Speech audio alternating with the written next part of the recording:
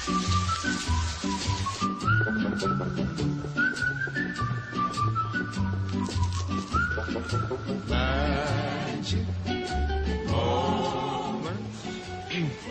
what's up? You have a friend for Silent Bob, or you can just do us both? If so, I'm first. I hate sloppy seconds. You're a man of principle. Jersey's pretty far from McHenry. May I ask what brought you here? Some fuck named John Hughes. 16 Candles, John Hughes? You know that guy, too? That fucking guy. Made this flick 16 Candles. Not bad. There's tits in it, but no bush. But Ebert over here don't give a shit about that kind of thing. Because he's like all in love with this John Hughes guy. Goes out and rents like every one of his movies. Fucking Breakfast Club, where all these stupid kids actually show up for detention. Fucking Weird Science, where this babe wants to take her gear off and get down, but oh no, she don't, because it's a PG movie. And then Pretty in Pink, which I can't even watch with this tubby bitch anymore, because every time I get to the part where the redhead hooks up with her dream guy, he starts sobbing like a little bitch with a skin knee and shit. And there's nothing worse than watching a fucking fat man weep. What exactly brought you to Illinois?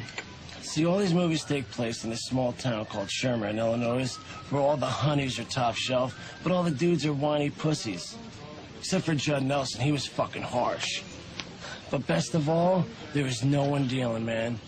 Then it hits me. We could live like fat rats if we were the Blunt Connection in Sherman, Illinois. So we collected some money we were owed and caught a bus. You know what the fuck we found out when we got there?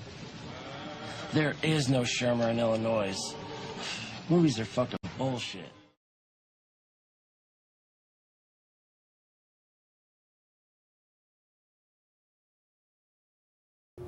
We here at Blind Dive have a soft spot for the bizarre and creepy, so that's just what we're about to bring you. Ready, set, dive.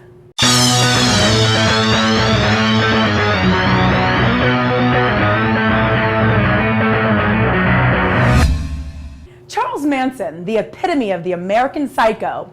Well, while he serves his life sentence for the crimes he was committed of, one of his followers hits the jackpot with parole.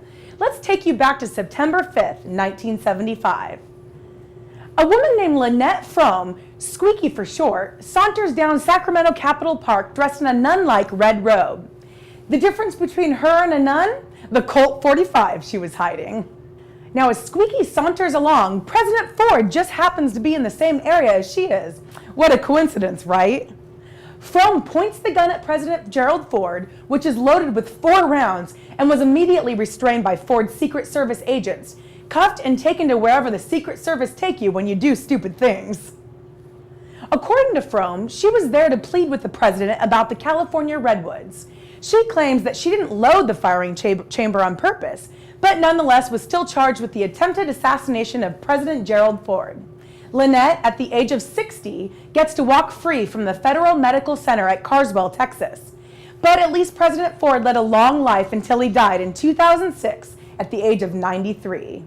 To continue the odd and unusual news theme for the time being, we go to Wausau, Wisconsin. What happens in the land of the cheeseheads, you ask? Well, it all started with a cheating married man and the women, some of whom he found on Craigslist, he had sex with and borrowed money from. The story goes that the man was lured to a hotel room by one of his Craigslist women, and he agreed to be tied up with sheer sheets and blindfolded for a massage. But what he got was something totally different. After being rendered immobile, Therese Zyman then cut off the man's underwear and summoned the other women into the hotel room by sending out a text. Therese strikes the man in the face and used crazy glue to attach the man's genitals to his stomach. Yep, that's right. You've all heard jokes about women who talk about doing this, but these women, well, they did it.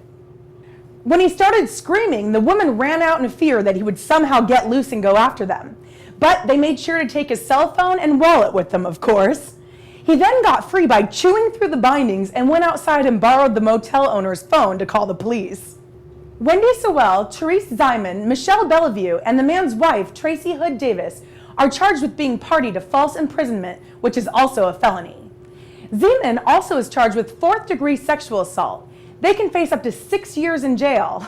Talk about pissing off the wrong women. On another weird news note, there's a story that happened in Ohio. What could possibly happen in Ohio that's noteworthy? Well, in Cincinnati, 50-year-old Jack Connerton stuck a gun in the face of an 11-year-old girl and demanded that she give him her skateboard. Why, you ask? Well, Jack owns a sports pub in which the parking lot blocks the way to a youth recreation center and park. So, for him to get his point across that he doesn't like children to skateboard in his parking lot, he takes his gun and points it at the unsuspecting young girl. All work and no play has made this Jack out of his freaking mind. I think he's watched one too many Dirty Harry flicks. Jack Connerton has been charged with armed robbery. What better way to close this vlog than with a movie remake that might just be as awesome as the first one, Nightmare on Elm Street. The Nightmare first hit the screen in November of 1984 with Robert Englund playing Freddy and had people scared of sleeping perchance to dream for decades after. With its Freaky Freddy song and his infamous glove, one way more infamous than Michael Jackson's even, Freddy was destined for greatness. Seen as one of horror movies' main icons, Freddy is coming for you again, April 30th of 2010. Now, before you get all crazy with the whole "they're gonna screw it up," the people working on the new Freddy are the same people that did the original Elm Street movie. New Line Cinema and Wes Craven formed the Krugger team, along with Michael Bay from Transformers. Freddy will be played by Jackie Earle Haley from the movie Watchmen. Since it's the old school originals working on it, I think it just might be as good as Rob Zombie's remake of Halloween. We shall see. Well, that's it for the first Newsweek in August. I'm Alethea, and you should take the dive. Trust me.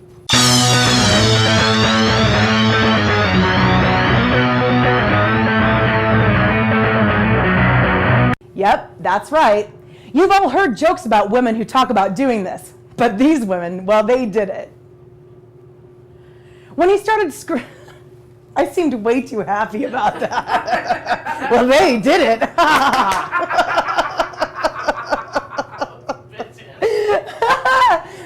Do a round of applause. No good. We don't want crazy glue genitals. Not today, anyway. Not today. Okay.